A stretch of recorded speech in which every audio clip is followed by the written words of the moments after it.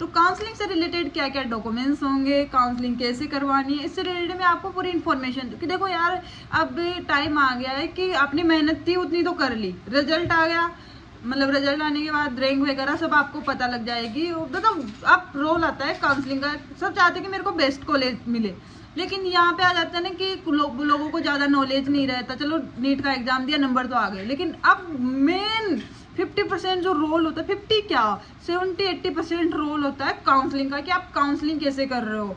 यदि आप अच्छे से काउंसलिंग करोगे तो आपको बेस्ट मेडिकल कॉलेज मिलेगी, बेस्ट जो आपने सोचा था ना उससे भी 2 गुना बेटर। तो अब देखकर हम बात करेंगे, मैं आपको सारी इन्फॉर्मेशन आपको अपने वीडियोस के थ्रू बताऊंगी कि आपको कैसे क्या करना है, कौन कौन से डॉक्यूमेंट्स रिक्वायर्ड होंगे।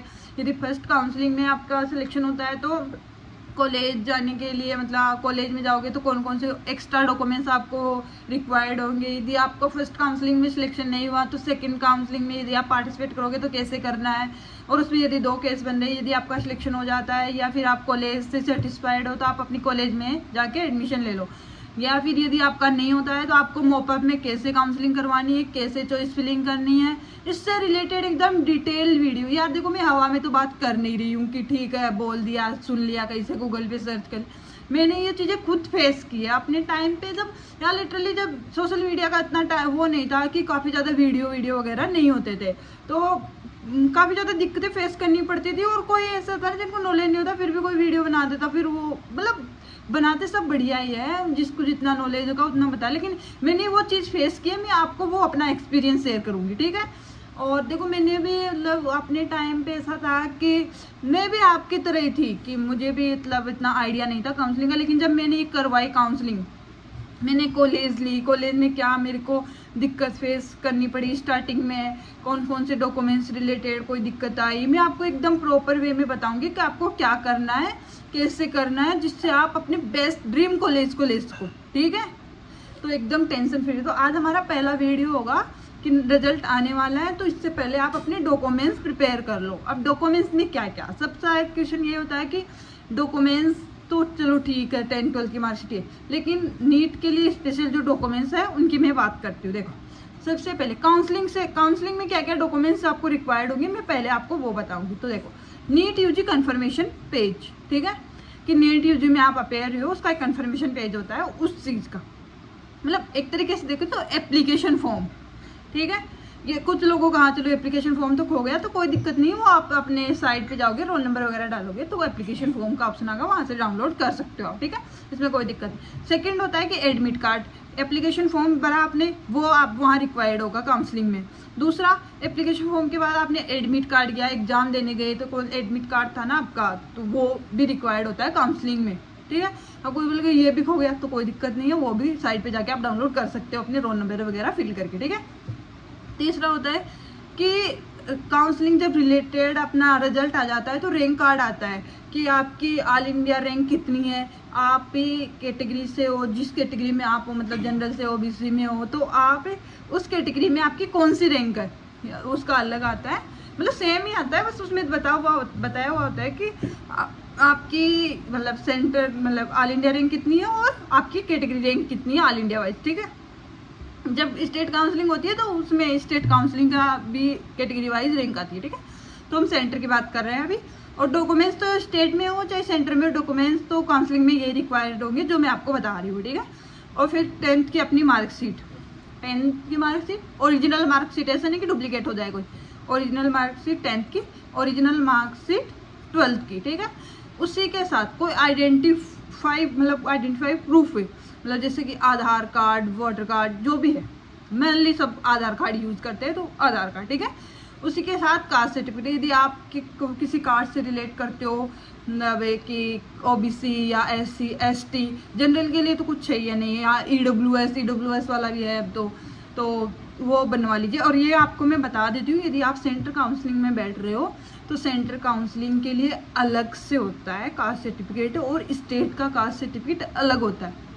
जैसे कि राजस्थान में कई स्टेट है, जैसे भरतपुर वगैरह है ना, मतलब राजस्थान स्टेट में डिस्ट्रिक्ट है भरतपुर वगैरह, वहाँ पे है ना ऐसे डॉक्यूमेंट्स के लिए तो ठीक है ओबीसी में आते हैं, लेकिन वो सेंटर के अंदर जनरल में काउंट होते हैं। तो ऐसा भी कुछ सीन है। तो आप ये भी आप देख लेना कि आप कौन से मतलब डिस्ट्रिक्ट से बिलोंग कर रहे हो, और आप ओबीसी के तो ओबीसी में ही काउंट होंगे, जनरल में तो काउंट नहीं हो रहे हो, ठीक है। वैसे नॉर्मली सब जो ओबीसी का होता है वो सेंटर में भी ओबीसी में काउंट होता है।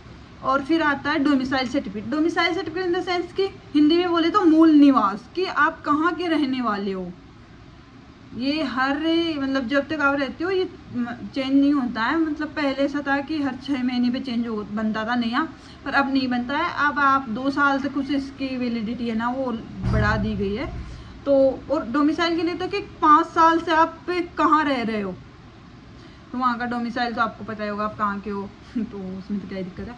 और पासपोर्ट साइज फ़ोटो, ये फ़ोटो आप मतलब नीट के एग्ज़ाम के टाइम ऐसा था कि जो एप्लीकेशन मतलब एडमिट कार्ड पे जो फ़ोटो होती थी वही फ़ोटो आप एग्ज़ाम में लेके जानी होती थी 99%। यदि बंदे के 1% किसी के पास नहीं है तो अलग बात है, लेकिन इसमें ऐसा कुछ नहीं है। यदि आपकी वो फ़ोटो है तो सही है, नहीं दूसरी भी आप बनवा सकते हो, क्योंकि बाद में भी मतलब जब आपका एडमिशन वगैरह होगा तो फ़ोटोज़ तो काफ़ी ज़्यादा वैसे भी रिक्वायर्ड होंगे। तो ये डॉक्यूमेंट्स होते हैं काउंसलिंग के लिए, ठीक है। अब मैं आपको बताऊंगी जब आपको कॉलेज अलॉट होगी तब आपको एक्स्ट्रा कौन से डॉक्यूमेंट्स रिक्वायर्ड होंगे। और आपको ना अब बात आ जाती है जब काउंसलिंग स्टार्ट हो जाती है, रिजल्ट आने वाला है, तो उससे पहले आप अपनी मतलब कॉलेज वाइज प्रायोरिटी को सेट कर लीजिए कि कॉलेज डिस्टेंस वगैरह देख लीजिए एक बार।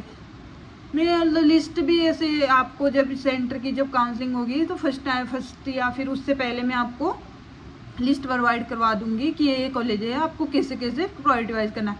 क्योंकि स्टेट में कोई दिक्कत नहीं होती, इतनी 10-15 कॉलेज होती है, मतलब नॉर्मली ऐसे 40-40 भी है, ऐसी बात नहीं है।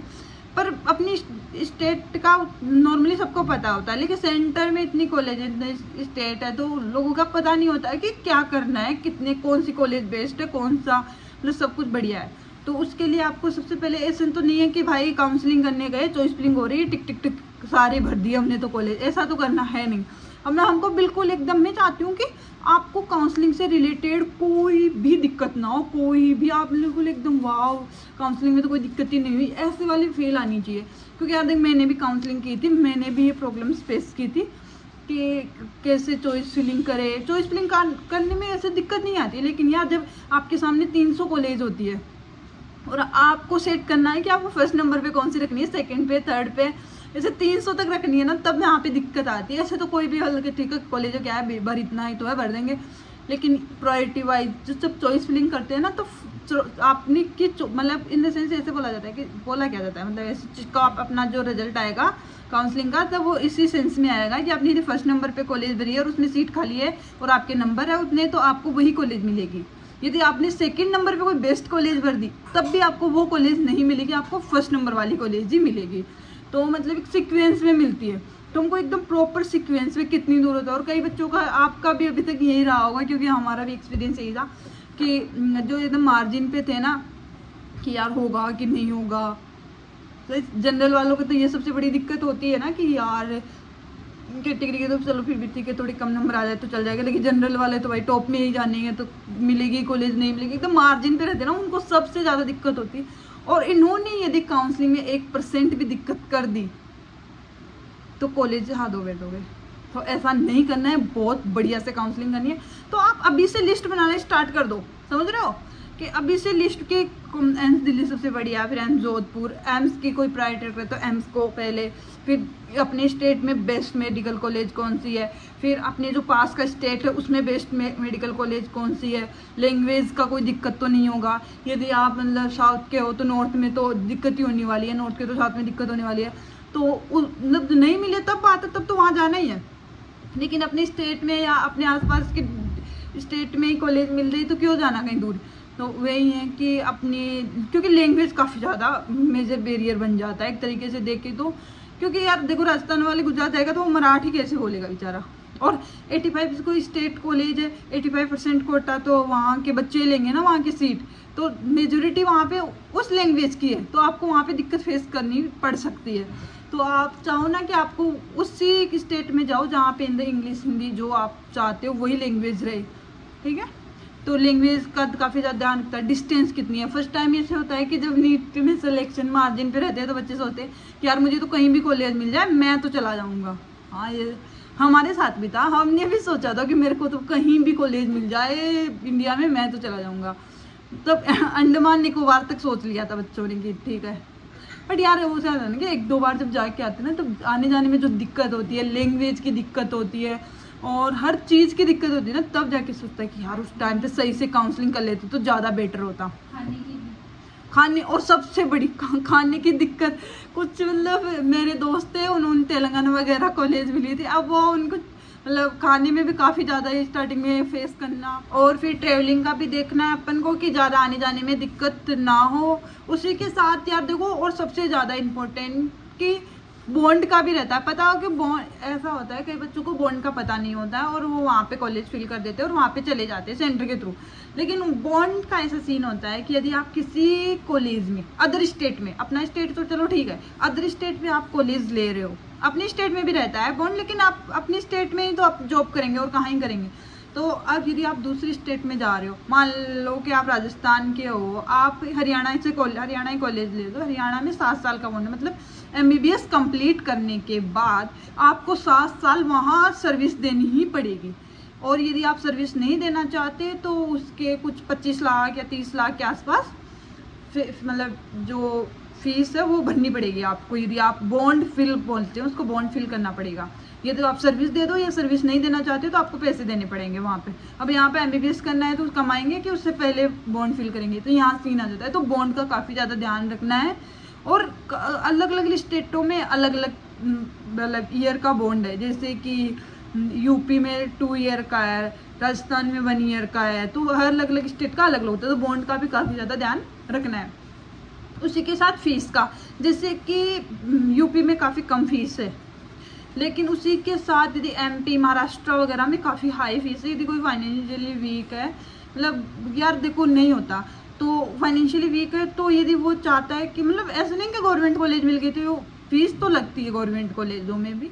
तो आज का वीडियो हमारा हो गया कि डॉक्यूमेंट्स क्या क्या रिक्वायर्ड होंगे काउंसलिंग में, और कि चॉइस फिलिंग हम कैसे करें, प्रायोरिटी कैसे सेट करें। तो उसके लिए तो मैं आपको नेक्स्ट लॉन्ग वीडियो बना दूंगी कि जिससे आपको चॉइस फिलिंग में कोई दिक्कत ना हो। कि पहले तो आप स्टेट को चॉइस करो कि सबसे पहले स्टेट कौन सा है, फिर उसके में स्टेट में कौन कौन सी कॉलेज है कि फिर प्रायोरिटी सेट करो, फिर ये बेस्ट दूसरा स्टेट फिर उसकी प्रायोरिटी सेट करो। ऐसे करोगे ना, अभी से करना स्टार्ट करोगे तभी कोई दिक्कत नहीं होगी। तो एकदम चिल रहो। यदि काउंसलिंग में आप मेरा वीडियोस देख रहे हो तो आपको काउंसलिंग में कोई दिक्कत नहीं होने वाली है, क्योंकि कोई भी तभी अच्छे से बता पाता है जिसने वो प्रॉब्लम फेस की हुई होती हो। तो मैंने वो की हुई है, तो आप बिल्कुल टेंशन फ्री रहिए। कोई भी डाउट हो तो आप मेरे को पूछ सकते हो।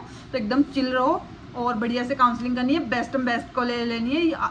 अब की बार हमारा यही टारगेट है कि नंबर तो हमने अच्छे ले आए, लेकिन कॉलेज भी अब बेस्ट लेनी है ताकि कॉलेज में जाकर अच्छे से मजे कर सके। ठीक है, बाय।